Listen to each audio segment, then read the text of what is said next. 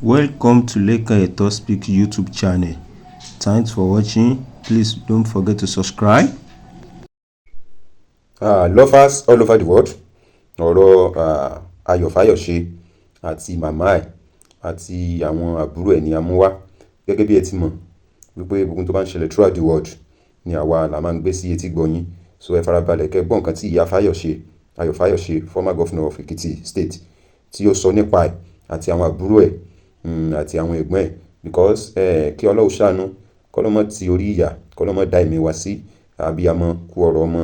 Ọlọ́run má dẹ̀ jẹ́ kí ẹ̀mí wa gùn sínú ìbànújẹ́, torí tó bá fi múrù màmá yìí jáde síta tó fi ń pariwo kọ́mọ Nàìjíríà ó gbà wọn, ó jẹ́ nǹkan tí ó ti dé ògóngórí ẹ̀mí ẹ̀, ó dẹ̀ jẹ́ nǹkan tó ń bà lẹ́rù, because Ọlọ́run má jẹ́ kí ọjọ́ alẹ́ gbogbo wa kó di rádaràda.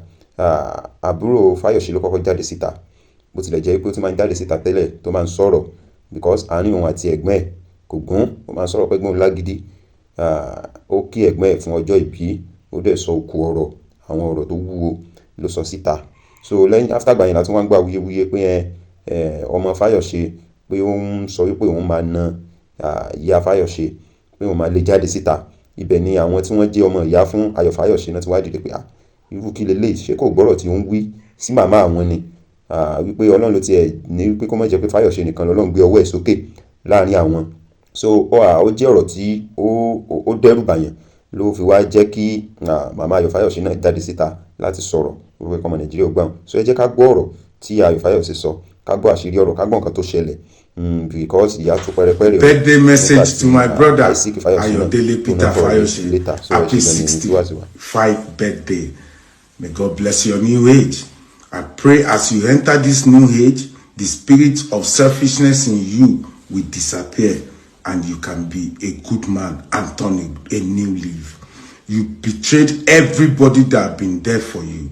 I remember 23 years ago, 2002, my sister, Bimpe Shorin-Olu, late Bimpe Shorin-Olu, sold her land in Maryland, Lagos, for you to buy PDP ticket when you didn't have money anymore.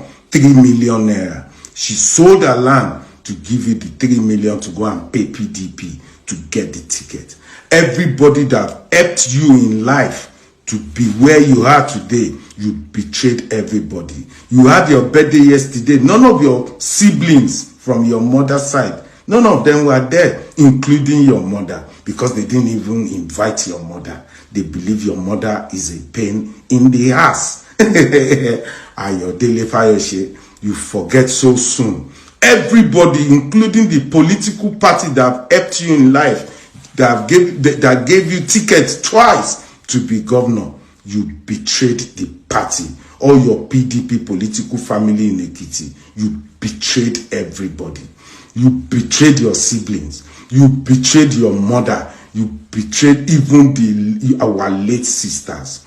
Kai, my brother, life is not about being relevant all the time. Look at Adeleke family. Look at Oji Uzokalu family. Look at Abubakar Rimi family. Look at Yaradua family. They stood together. They grow together. They move together. But to you, you believe once you are okay, every other person can go.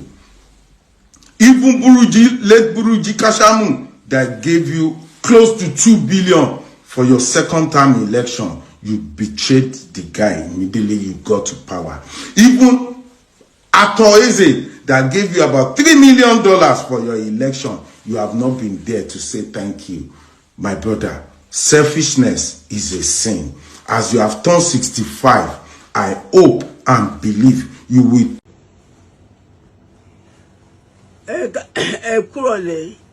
Gbogbo ẹbí mi, ẹ kú ìrọ̀lẹ́, ẹ̀yin ẹbí wa lọ́tùn àti lósì.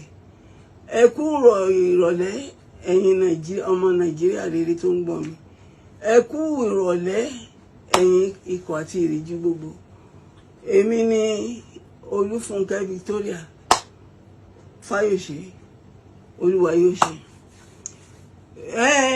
Iṣẹ́ ni tó ń ṣe Ìyá Ayo Fayose. Èmi ni ìyá àwọn ọmọ náà tó pẹ̀lú àwọn àbúrò ẹ̀. Ẹ jọ̀ọ́, ẹ má wò mí níran. ẹ bá mi dá sí n tó ń ṣẹlẹ̀ yìí, ẹ má wò mí níran, bá mi dá sí, ẹ bá mi gbàdúrà sí, ẹ̀yin bàbá gbogbo, ẹ̀yin màmá gbogbo tẹ́ ń gbọ́ mi, ẹ̀yin abiyamọ gbogbo, ẹ̀yin abiyamọ, ẹ dákun, ẹ má wò mí níran, ẹ̀yin ikọ̀ àti ìríjú Olódùmarè, ẹ jọ̀ọ́, ẹ má wò mí níran, ẹ má wò mí níran, mo ní ìdádúrà yín, mo ní ìdí ẹ dákun ní àkókò yìí, ìjì lélẹ́yìí, ìjì ní kí ìjì kó kẹ́rù ẹ̀ kó lọ kó padà, tí ò bá ṣe ìjì ọmọ àwa máa sọ pé wọ́n ń bọ̀ wá lébi jáde kí n kẹ́rù. Ìjì ní kì í ṣàwọn àwọn tí ò mọ̀ gbàtà bẹ̀rẹ̀ iṣẹ́, àwọn ọmọ tó ti lóyún tó ti bọ̀ gbàtà bẹ̀rẹ̀ iṣẹ́.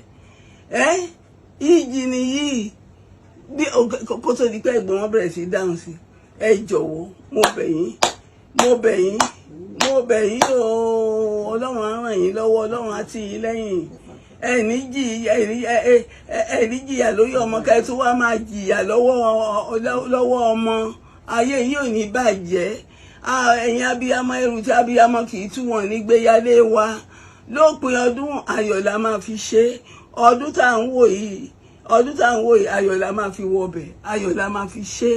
Ẹ jọ̀wọ́ mo bẹ̀ yín, yóò dára fún yín, ògo ni fún Ọlọ́run wa, bàbá wa ọ̀run, bàbá ti ń gbàdúrà fún mi, Olúwa àdúrà náà kó máa gbà fẹ́yìn náà, bẹ́ẹ̀ ni kó rí, àní ṣòfò ẹ̀mí o, àní fojú sọ́kún àwọn ọmọ ìyá, àní fún agbàrú ẹ̀wọ̀n o, ọ̀run á bá wa gbé wọn ró o. Olúwa dìde fún ìrànlọ́wọ́ mi, ṣàánú mi, ṣàánú gbogbo abiyamọ, gbọ́ àdúrà, wọ́n jà fi ìyàgbẹ̀yìn ayé o, Jésù Olúwa wa, àmín lórúkọ Jésù, hallelujah o, hallelujah. Lovers all over the world, ọ̀rọ̀ náà ni ẹ ti gbọ́ ní ẹ̀kúnrẹ́rẹ́. Wọ́n ní tí ojú bá ń ṣe pin, èèyàn máa ń yọ ọ́ hàn ni, kí Ọlọ́run kó ṣàánú, kọ́lọ́mọ gbogbo ẹ̀yin tẹ́ jẹ́ fi wá sí wa, Ọlọ́run mọ́ ṣe yín ní ọmọ ìyá Hausa láàrin ọmọ ìyá yín, because ọ̀rọ̀ eléyìí ó jẹ́ nǹkan tí ó yà yẹn lẹ́nu, so ọ̀rọ̀ náà lẹ ti gbọ́ tí Iya Ayo Fayose àti àwọn àbúrò ẹ̀ tí wọ́n ti sọ síta yìí. So a tún máa mú update wá nípa nǹkan tí àbúrò Fayose tó jẹ́ obìnrin tó sọ nípa ìwà tí Fayose àti ìyàwó ẹ̀ tí wọ́n ń wù àti àwọn ọmọ ẹ̀ tí wọ́n ń wù sí àwọn yòókù nínú ẹbí. Kọ́lọ́run jẹ́ kí Kọ́lọ́run bá wọn pẹ̀tù sí, àkọ́kọ́ nìyẹn. Adẹ̀gbàládùra pé ẹ̀yin tẹ́ ń wò wá, ojú yín ò ní rí bí, ọjọ́ alẹ́ yín kò ní di fíafíà. So àárọ̀ ẹ̀yin tẹ́ bá ṣe ń darapọ̀ mọ́ YouTube channel wa, ẹ bá wa subscribe, ẹ bá wa like, ẹ bá wa share, ẹ bá wa comment. I really appreciate the support in you so far. So we love you all. Thanks for watching.